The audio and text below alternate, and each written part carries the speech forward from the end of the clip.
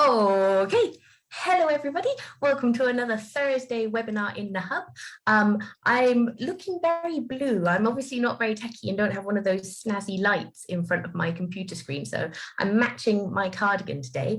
But today it is the 1st of December, and I'm really excited because our fabulous guest, Tomáš Bednář, he's actually wearing a really funky Christmas jumper as well. Ho, ho. I think that's the first Christmas jumper I've actually seen on a person. I've seen them in shops. So you're kicking off December in style. Yeah, sent by my parents-in-law from England. Fantastic. Awesome. Well, I mean, thank you so much for coming along today. We're here to chat about mind mapping. And just before we started, we were kind of catching up a little bit because I remember seeing your plan and your work with mind maps kind of about 5 or 6 years ago. So do you want to kind of kick off by telling us how you got interested in mind mapping? Sure, of course. Anyway, first thing first, thank you for having me. Your pronunciation of my name was pretty well. Like in Czech, we call it Tomáš Bednář, but it's really hard, like Z. So I prefer Tomáš Bednář. So great, good job. Yeah. And yeah, so yeah, I'm Tom. In general, let's get a bit back into our roots.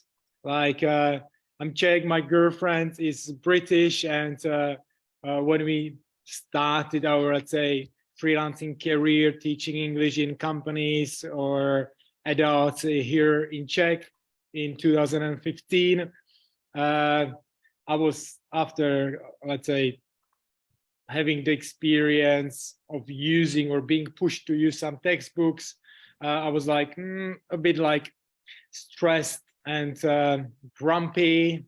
My girlfriend kept telling me, look, you need to change something, like you cannot teach this way, like you're grumpy at home, you're grumpy in your lesson. So she, let's say one day she was like, I got enough. So she sketched a map, I would say. So she sketched a map with like, I don't know, 50 words. And I was like, that's really good. Let's test it out with our students. And it went really well. So, and then because of it was really cool, so we were like, okay, let's carry on. Let's carry on making new maps, trying to, let's say, develop them, or let's say set some rules how these vocabulary maps should look like, so we can use it better way. We can get our students and us, like as a teacher, into better flow during the lesson.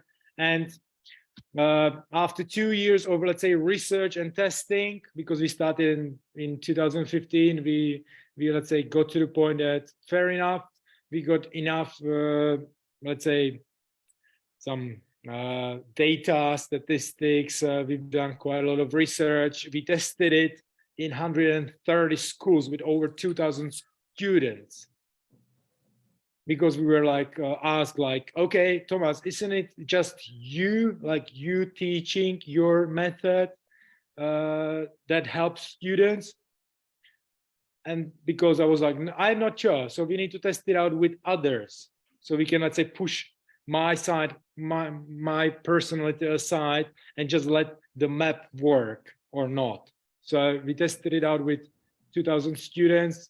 And it ended up well. So we're like, okay, now we are ready to kick it off. So we used Kickstarter, and I don't have our book here, but we released the book, and which is, I still believe, the first vocabulary workbook inspired by mind maps. Because you have dictionaries, you have workbooks, you have textbooks, dictionaries like, I don't know, collocation dictionaries, A to Z dictionaries, Pictionaries, but there is no mind map dictionaries. Mm-hmm. So we kind of combine it all, like mind maps, vocabulary, workbook together, and it ended up as a vocabulary workbook with 2,000 words. So there's 70 maps. And this is how it started. So this is where we actually met for the first time in 2017, because at that time I was like, okay, I would like to spread the word all over the world, because we are having the campaign, Kickstarter campaign, to get this funded, and that's actually first time where we met. Yeah, exactly. And I mean, you mentioned kind of trialing this with thousands of students before you kind of develop the product. What did you notice were some of the benefits? We focus on two things. If the material itself, like I just had some lesson, like, so I printed out some maps, so it looks like this. I have like quite a lot of, because this is my, let's say, daily bread, you know, this is my structure every single time. Like, look, let's look at this map. So our main goal for the research was, like, first find out if the material is compatible with other textbooks.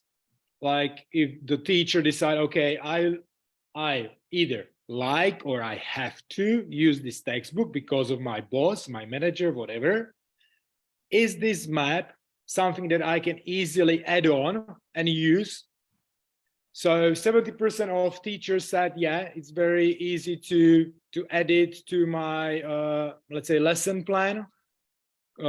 And it's very easy to use it with the textbooks or materials I use, because it's nice add. And so this was really good and very important for us. And then the second point was, if the material or if the vocabulary in that map can make it more efficient and better for students. And because we know, like, there is that, let's say, right hemisphere and left hemisphere kind of people. So we were like, okay, of course, those left hemisphere, like, logical people might be like, it's too complicated, it's some kind of map, you know, I just need a list, you know, vocabulary bank is enough for me, you know, I'm kind of like IT dude, I can learn it anyway. So I was like, okay, we know that these people probably will be like, huh, and what? But then on the other side, on the other hand, we were like, okay, we believe that those creative people might like it.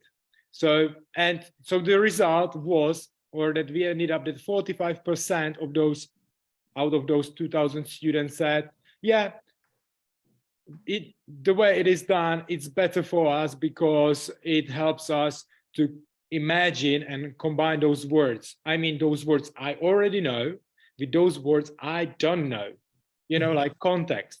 Mm-hmm. Because, like, your brain is like a sponge, but it cannot soak in new information if there is no, let's say, no connecting point. And in our way, the connecting point is something I already know.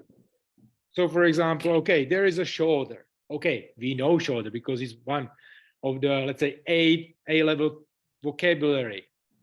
But do we know how to say shrug? Okay, if you follow common, let's say, I don't know, like methods or levels, like if you are at this level, you need to learn only a shoulder. When you get to the third level, then you can learn shrug your shoulders. And this is something I'm completely against, like, because I'm saying, if the student wants to learn or to be, if the student wants to speak about the topic, we cannot tell him, look, no, this is too advanced vocabulary for you. No. If it goes there, if it must be there, if I want to make the sentence, it must be there. The student has to be given this.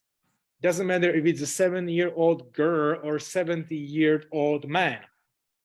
You know, I want to talk about this topic. Let me talk about it. Tell me those words. Don't hide them. Mm-hmm. Don't tell me that I shouldn't know them. No, if I'm passionate about it, I want to know it. You know? Yep. So in that way, so that's the reason why we ended up making, let's say, these maps, where it's technically based on topic, noun, and some verb. and we don't really care if the verb is regular, irregular, or phrasal verb. You know, if it goes there, it must be there. So these were results from the search. 70% of teachers said, yeah, it's very easy to combine it with the materials I already have. And 45% of students said, yeah, it helps me. Mm-hmm. Awesome. And I mean, you mentioned how it's compatible and how it can easily be slotted into the lessons. How do you see, or how have you seen teachers using the mind maps as part of a course around a course book or something?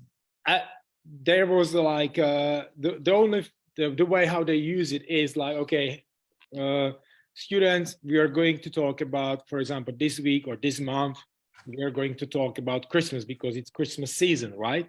So we are going to look at the articles and the videos that I found out on YouTube, or articles from the textbook we have. But as an add-on, you will get, let's say, for example, 1, 2, or 3 Christmas maps. So you can look at and broaden your vocabulary. So because like there is never everything about the topic in one article. There is never everything about the topic in one video. And that's the reason why we are like saying, yeah, because if it was that, it would be kind of like very weird. Like, why do you need to talk? But like, just imagine video in which there is a person telling you 10 things you can do in the bath. Like 10 different verbs, you know, have a soak in, run the bath, you know, unplug, whatever, drain, whatever, these things. It would be kind of weird, but it's important to know it. And I believe that it's not weird if you look at the vocabulary in the map. You know, if you look at it, it makes sense. And I'm always saying that this kind of map is like treasure hunt, you know.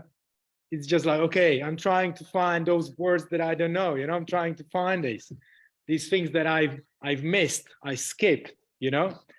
So yeah, and the thing is, I have shown you just the map with words, but there is the thing. This is something I printed out, but if I wanted, I can print this map as a blank map without words.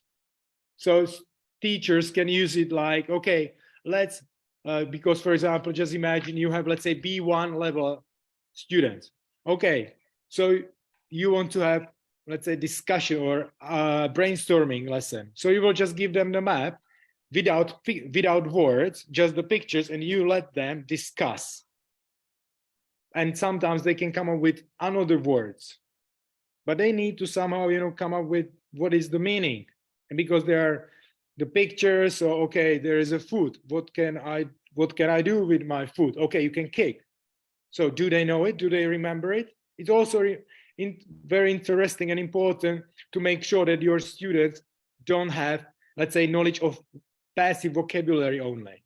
In this way, they are also, let's say, you know, practicing and revising. Okay, this is something I know, but I forgot how to use it. So it let's say, dropped into my passive vocabulary. So they can, again, release it and use it, turn it into active vocabulary.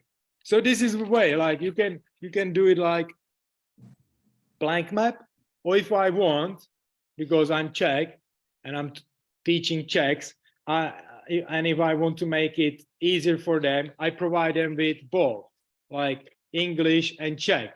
I can translate both. I can add both. And of course, in terms of pronunciation, we know that we need to hear it, or students need to hear it. This is something that it's possible for students to do it too. They can just, let's say, listen to pronunciation, how it's pronounced. So this is the way. Like, what another great activity that I always do at my workshops is there is a blank map. Try to fill it in a group. So you need to brainstorm, and then also you need to write it down. So you practice your writing. And then what I do is that I cut out into small pieces the correct words from the map and tell them, look, here are the cards, just spread them or place them, into the map. So it's another activity. They're trying to make sure that what they, let's say guessed or wrote, that it which is if it's correct or not. So in this way, I'm trying to support my students with learn and work with vocabulary in context. Doesn't matter that it's a noun that you've known for 10 years, but connect this noun with phrasal verbs. Like an hour ago when I had my lesson, I was like, we were talking about, I do some exercise. So they knew muscles, but I told them bulk up. I'm trying to bulk up, gain some weight and stuff like that. So because they knew muscles, but they didn't know, like they would say, okay, I need to put on weight, but no, I want to bulk up, use this. And they really didn't mind that it's phrasal verb, that it's maybe advanced vocabulary. No, it goes with it. Okay, they want to know it, so now they know, they can use it.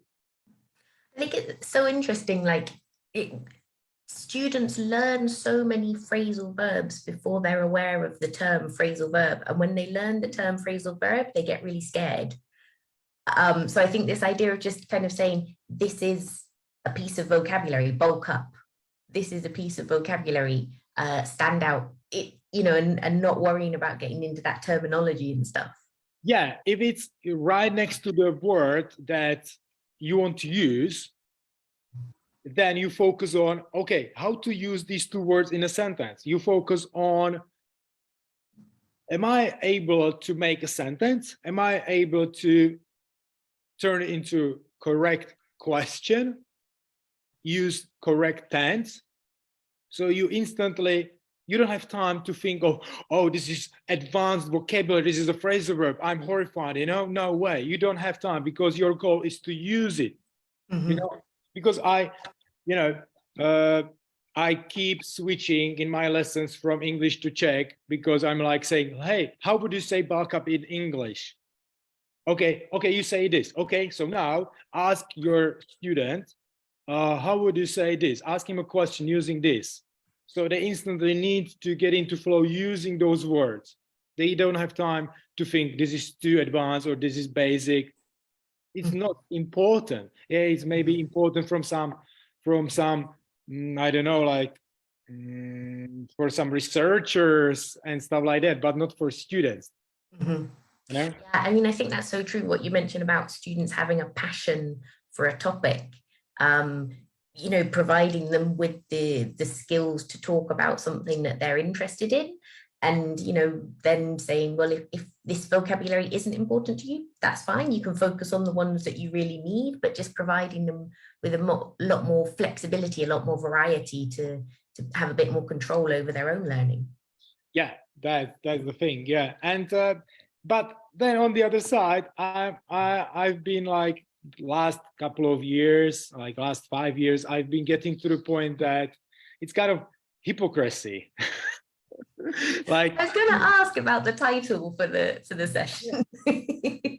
No, because I don't want to be rude or sound rude, but I can't get it, and that's the reason why I'm planning on having more discussions with teachers and professionals who love talking and spreading the idea of mind mapping in ESL world, how they really mean it, how they work with that. Because even today in my lesson, it was like I asked my students, look, by the end of this course, I would like you to create some vocabulary map.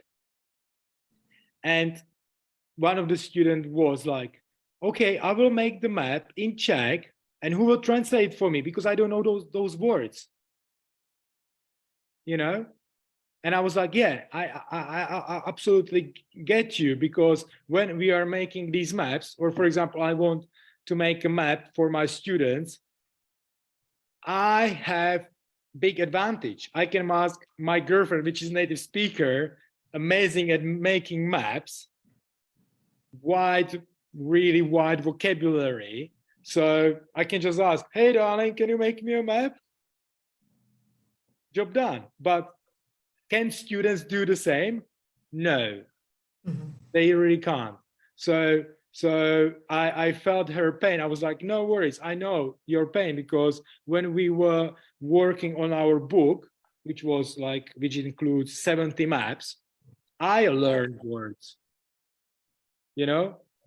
So that's the thing, I believe it's kind of like a hypocrisy when teachers are saying, use mind maps in your lessons, aka let your students make them, or make those maps with your students during the lesson. To me, it's like you're paid for something that your students won't really enjoy, because it's like kind of like taking a long time to discuss things, come up with these things. This is kind of like if you're making the map with your students at the time, it's like you're paying me for preparation during the lesson.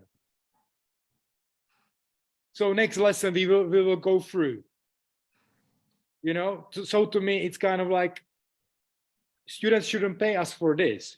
Students should pay us, or schools, whatever, government should pay us working with our students, practicing on their pronunciation, grammar, using tenses, whatever, working on building their,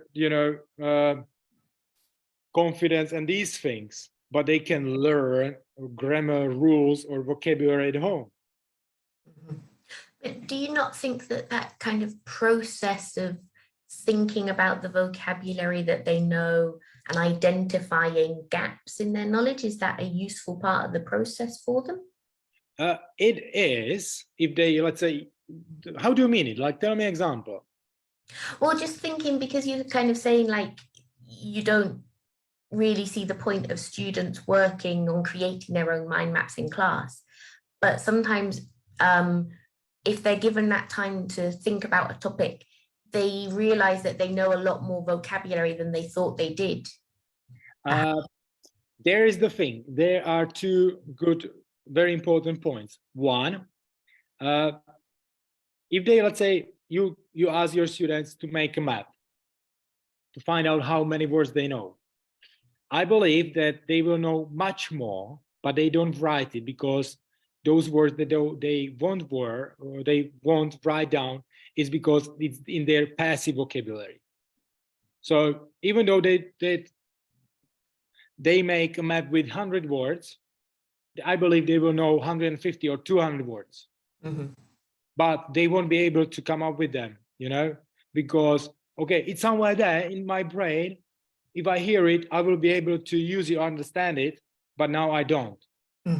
That's the thing. It's like, if there is not, let's say, some, leader who will ask students, by the way, do you know this word? They won't figure it out. They won't realize it. And because I've done workshops about making these vocabulary maps with hundreds of students, every single time during that workshop, I ask them, make your own vocabulary map. There are either choose your topic or I will give you a topic. Doesn't matter. How did it end up? What do you think? Or have you ever tried to give your students this task, make your map? Yeah, and I'm thinking about it now, that in my own learning of German, I completely understand what you mean about that kind of passive knowledge, that you actually know a lot more, but it's not easily available. And so I can imagine, whenever you ask students to create a mind map, like you say, they can come up with a limited amount of words, but with pushing, they're able to produce more. Yeah, but that's definitely true, but there is another thing. I don't know how is it like in Spain or with your students all over the world. If you ask them to make a mind map, or I call them vocabulary maps, because to me, mind maps, it's something that have have set rules by Tony Buzan, which I'm not against. I definitely read all his books. I'm passionate about his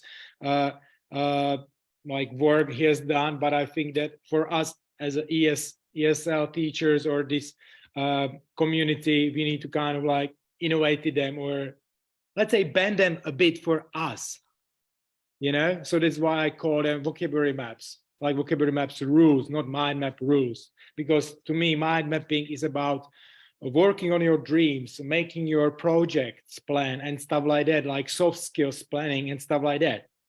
But is it the same when I want to learn language? No. If I want to make a map about my next year, it's very easy. I will just imagine my goals, my dreams, I will write them down. I don't need to think of a translation. Mm-hmm. But if I want to learn language and I want to make a map about vocabulary, it will be half empty because those words are missing, but those words that are missing, I want to learn. You know, that's the reason why I'm saying like there should be set different rules for vocabulary mapping. But when I did the tests in my workshops about make your own maps, 90% of those maps looked pretty much the same in the way of what type of form was used mostly. Nouns. Can you have conversation based on nouns? Yeah, you can. That question without using something that isn't a noun. Yeah, like, okay, phone. Blew up. You would have to show it, you know?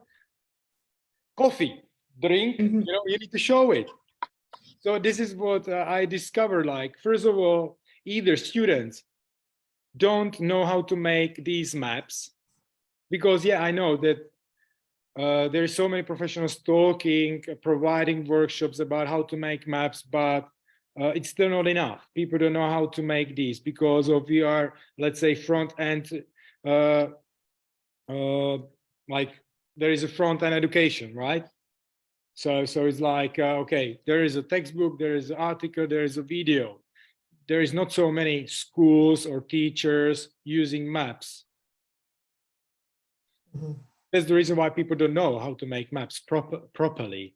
So this it was what I discovered. Like students don't know how to make maps, so they cannot really think about the vocabulary in that context if they don't know how to even make it. So I was like, okay, this is another reason why we need to provide these students with vocabulary in those maps and maybe take it from the other side. This is something made. Try to understand it. If you see the benefits for yourself, because you might consider like, okay, it's nice, but I don't need it. I learn it anyway. I learn it from Minecraft, you know, so whatever, you know, but there are people that will, it's still a tool, you know, there is, I don't know, 20 million, there is 20 different types of cars. Each car suits, you know, someone. So it's the same. This is another kind of material. If it suits you, okay, grab it, use it for your advantage. So we need to focus more on how they should make these maps, I mean students, but us as a teachers, we should also like rethink our opinions about that and maybe start from the other side, providing these maps first. So there is, let's say, because I'm kind of like saying, hey guys, this is your goal, to know this vocabulary. If you know this vocabulary, I will, you know, like burn, I don't know, I can't remember about any cool idiom right now, like saying that if you learn this, you will pass FCE exam. Mm-hmm. You know, because there is the goal. We know that for the FCE exam, you need this kind of vocabulary. It's there. If you know it all, job done. This is, which is one of our kind of like biggest goals, like create a database of topics for these exams. So students don't need to be searching for 100 articles, having private lessons, watching YouTube videos, what about that, they can just, let's say, look up the topic. Okay, here there is like 20 different maps. I can just easily go through because these maps are linked to each other like Wikipedia articles, you know. And then I see what I know, and the system tells me how many of those words I know. So it tells me like, okay, I'm ready for this. I'm ready for pet, or I'm ready for cat. I'm ready for FCE, you know. And in this way, the student can work on their vocabulary development using this. And then he just needs to pay or ask someone to help me with, I don't know, pronunciation again, like testing. And stuff like that. Yeah, all that. So, I mean, you've kind of showed us a couple of the paper maps, but obviously there is an online element to this. Do you want to tell us a bit more about Mapulary? Can I share the screen with you? Of course, go ahead. Okay, so Silent, so I don't pop up. Okay, so I'll share this. Okay, here, can you see? Okay, so here is Mapulary, mapulary.com. It's an app. And in this way, you can just type whatever you want. I will write, let's say, daily routine, because very, very important topic. And this is something that I actually work on right now with my students. We have, let's say, daily routine challenge, which takes 4 weeks. And in those 4 weeks, my students are supposed to learn over 400 words about daily routine. It's not like, okay, daily routine. What's your daily routine? I get up, wake up, brush my teeth, go to work, walk out, take my dog for a walk and stuff like that. These are, let's say, mini topics, and each topic can be taken to the next level, deeper. But let's get back into it. Let's say in Mapulary, you can search for some topic you like, and then you can see what languages this map is translated into. So there is German, French, Czech, and English, for example, this one. But I made my own, which is just Czech and English for my students. So I can just open it up. And here, okay, it's in Czech, but I can zoom it out so you can see it. So I turn it into English. So now it's all in English. As you can see, there are these, let's say, tiny pins. I will zoom it. These pins are links to another maps. Okay, so okay. I ask my students, what do you do in the morning? Okay, I wake up, I go to the toilet, I get dressed, I brush my teeth.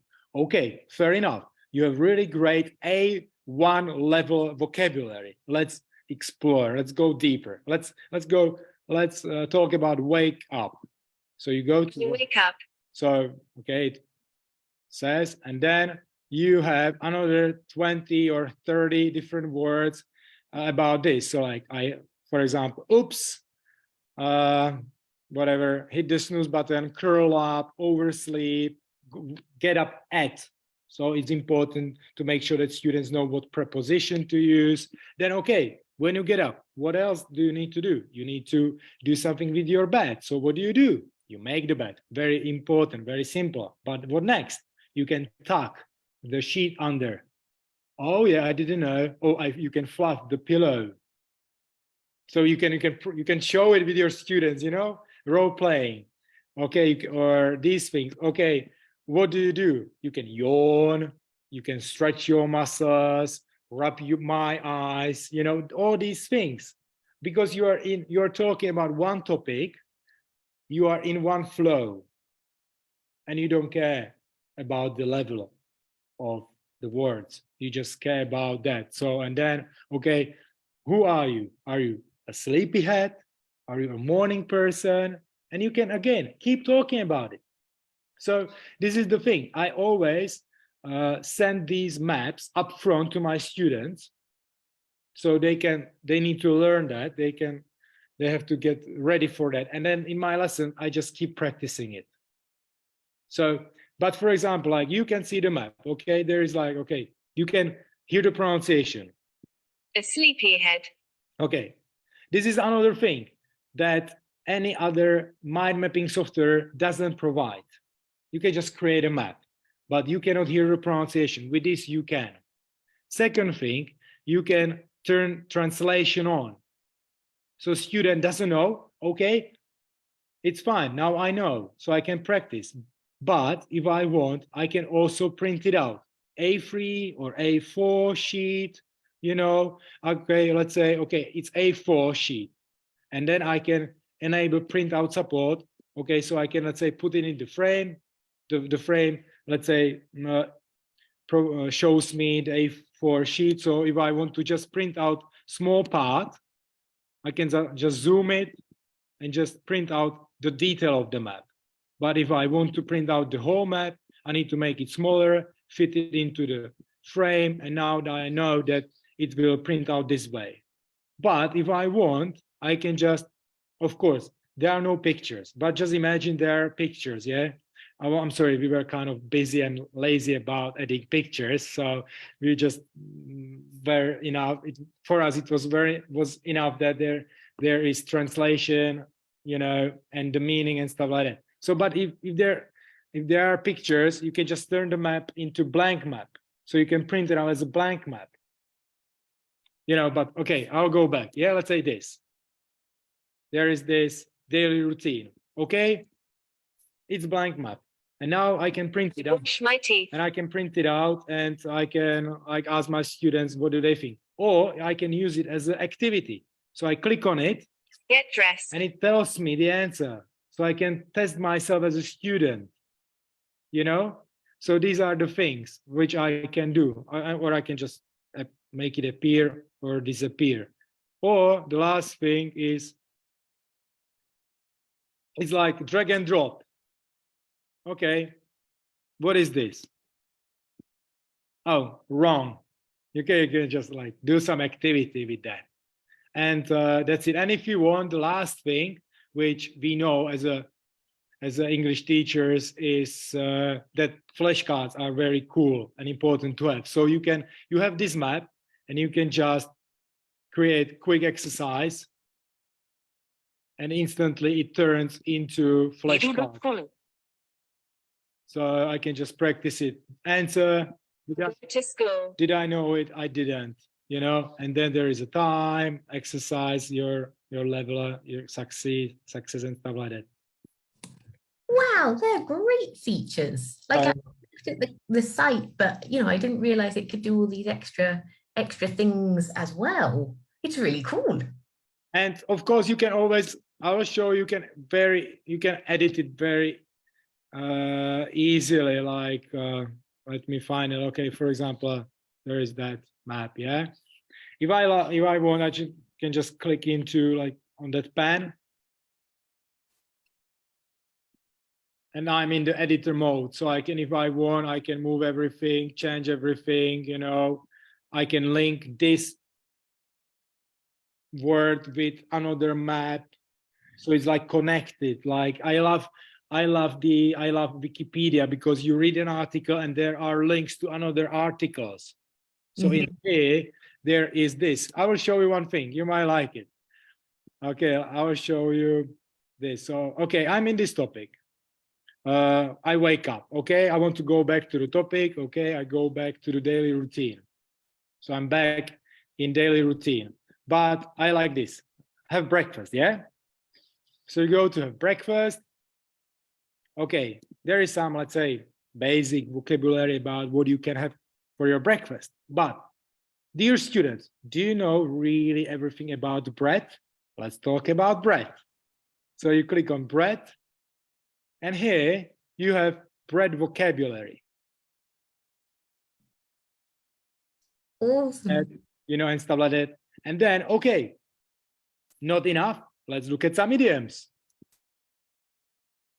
You know, and then you have like, this is my bread and butter, you know, and stuff like that. So you can go deeper and deeper. So you are kind of like on the search, but already searched. You don't need to find it. No, you don't need to look up for it. You can just find it and enjoy it. Because I think that students yeah, it says like they should be exploring, they should be looking for things, but it's really time consuming if you don't know those words. It's better to kind of turn it into this, let's say, vocabulary hunt. So students can, explore the vocabulary.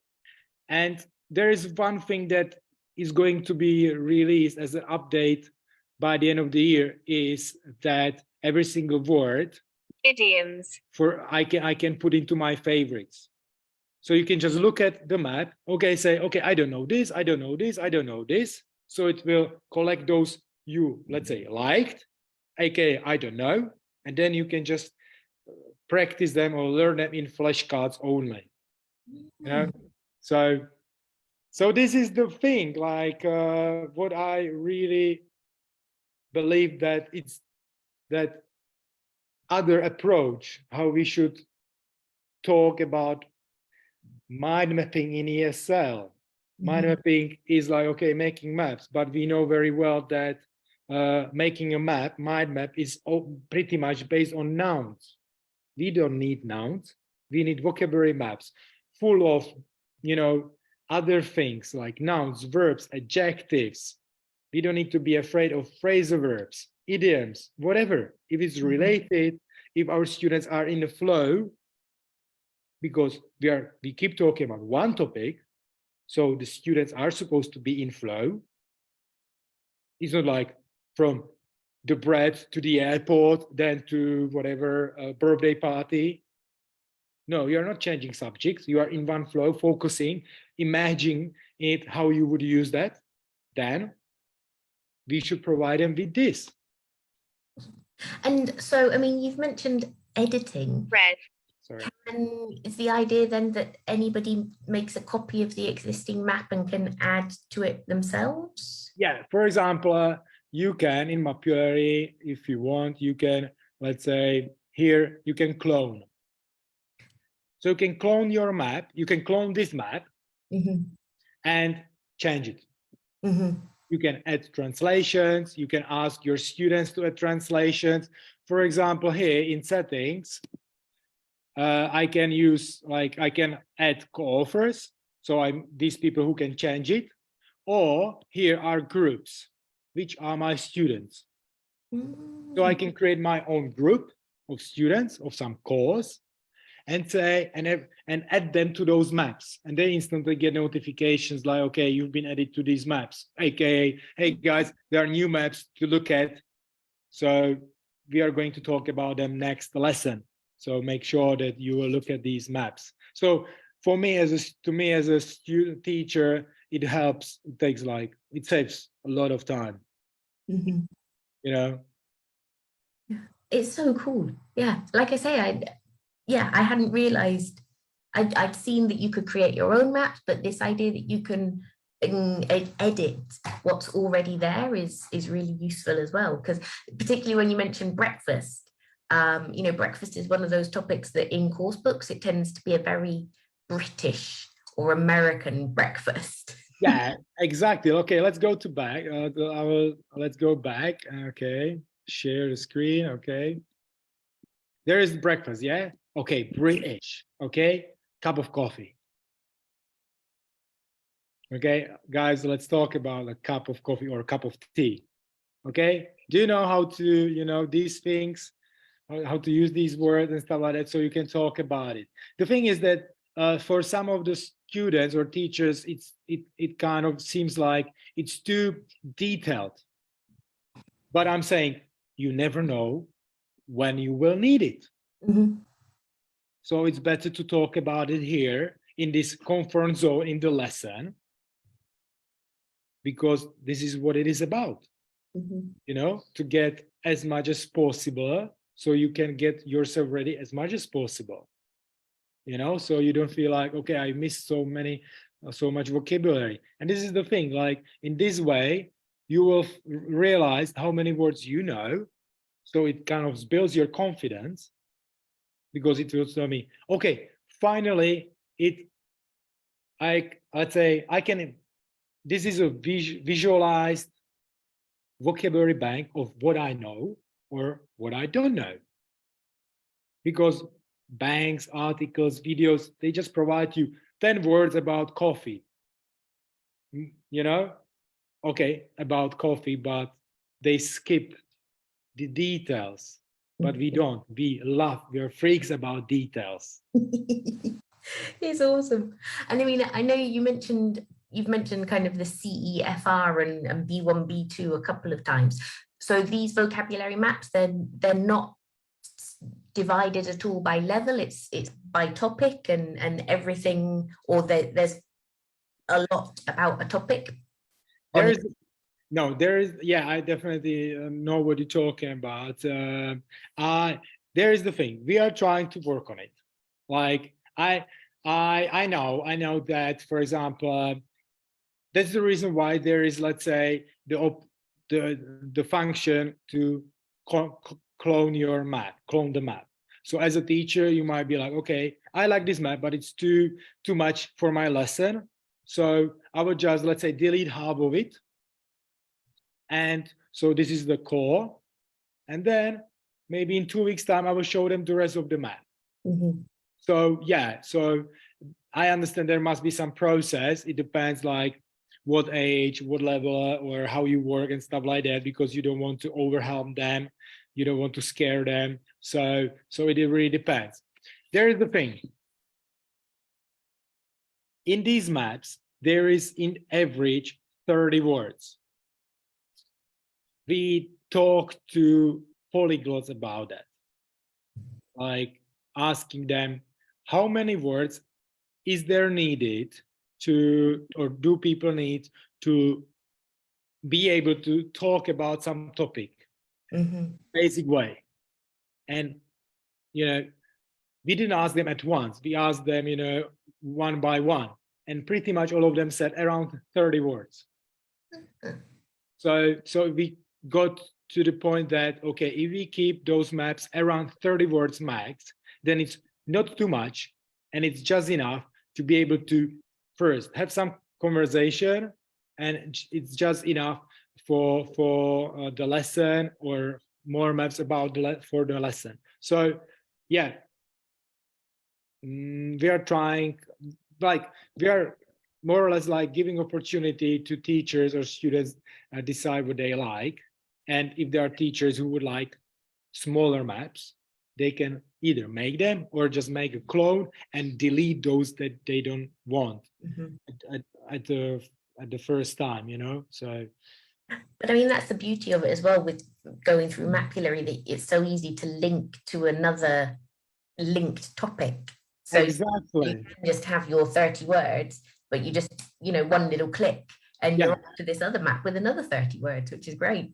Yeah, exactly. And you as a teacher, you can just, let's say, go there and let's say just go through those maps, copy those maps or clone those maps you like, edit them so you can make your own materials, you know. So it's like, okay, I like these, but whatever, like these are only in English, but I need them English, Spanish. So I will just make a clone.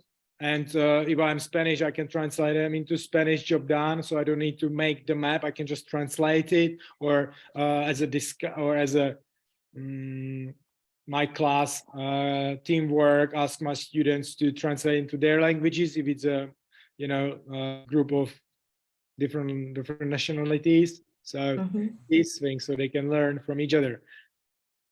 That there are these things that can be done, but the core is, let's provide students and with vocabulary in context, so they can just get into learning, not into searching. You know, let them learn, and in the lessons they can practice it. And it's the same for the teachers. Let them teach, not be making and searching. You know. So, I mean, we're almost at the end of the hour. It's been really interesting chat. You've already mentioned one future plan for Mapulary. What are your other plans in terms of developing maps? I can imagine that I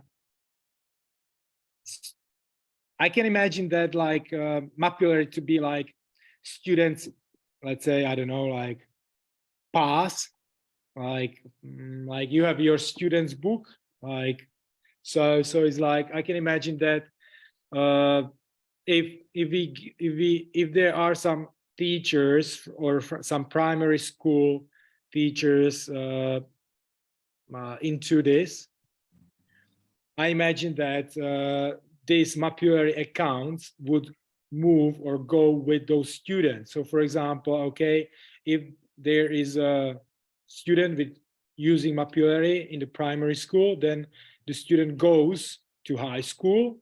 The high school teacher will get the student's Mapulary account access and will see, okay, so you're really good at English or Spanish because of I see in Mapulary that you have your vocabulary is really broader, you know, like, wow, you're already at FCE, don't you want to get ready for it? Or you love these topics because of I see what maps you like. Okay, let's focus on it. I like it too, you know. So you can kind of, it's like, I don't know, like a cheat sheet for the teacher, you know, about the student. So I can imagine that this could work pretty well. Like it would go with the student from the primary school to high school, or later on when he becomes adult to language school, you know. So they would just, teachers would ask, do you have your Mapulary account with you? Give me access, I will look at it, where you ended up. And we can carry on. So I don't need to asking you again, do the research again. I can just look at that and it will show me based on your activity in Mapulary where you are, what to focus on and stuff like that. So this is my big idea and my big dream, that this would be really helpful, because like I said, when you go from primary school to high school or to language school, it's like, okay, what level are you? What topics you like? What words you don't know? Okay, we don't know. We need to figure it out. We need to waste quite a lot of time. No, I will just look at that and know exactly where to carry on.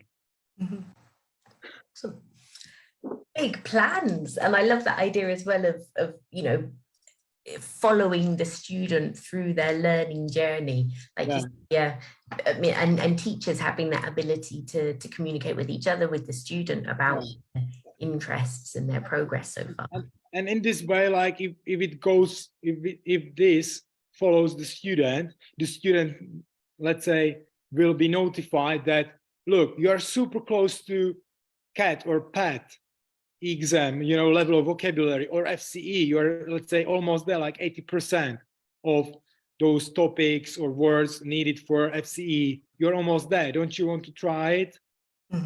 You know, so I think about all of these things, like, you know, they keep learning, give them, let's say, reason, or show them the reason, show them the goal they can reach, you know. So I don't know if there is something like this real connected or which exists with current textbooks that would like be pushing or, you know, notifying you that you are there or not, because to me it's interesting. Well, Tomáš, thank you so much for coming along to chat to us today. Tom's in the group, so if anybody wants to get in touch and find out more about Mapulary, feel free to tag him in a comment on the video, or visit mapulary.com. You've got a contact page as well on the website. Yeah, I don't know if I can say it because like this, but if you would like to try Mapulary, just contact me, and we are also ready and excited to cooperate with other teachers, schools, language schools all over the world. So this is one thing. Or if you would like, and you already believe or love Mapulary, I will leave probably somewhere in the comment 50% off for Mapulary access. So it's like you can get all these 400 maps in other languages for just £20. Blimey, that is a bargain. A Christmas bargain. Put it on your wish list. Okay, I will leave the link in the comment. Awesome. Well, thank you to folks who have been watching. We haven't had any comments, but if you're watching on catch up, or if anything's come up whilst you've been listening and you want to drop a message, feel free to comment on the video. Thanks again, Tom, for coming along, and it sounds like you've got big plans for Mapulary moving forward, and we'll be looking forward to seeing what else happens with it. Right. Thank you, Teresa. Thank you for having me.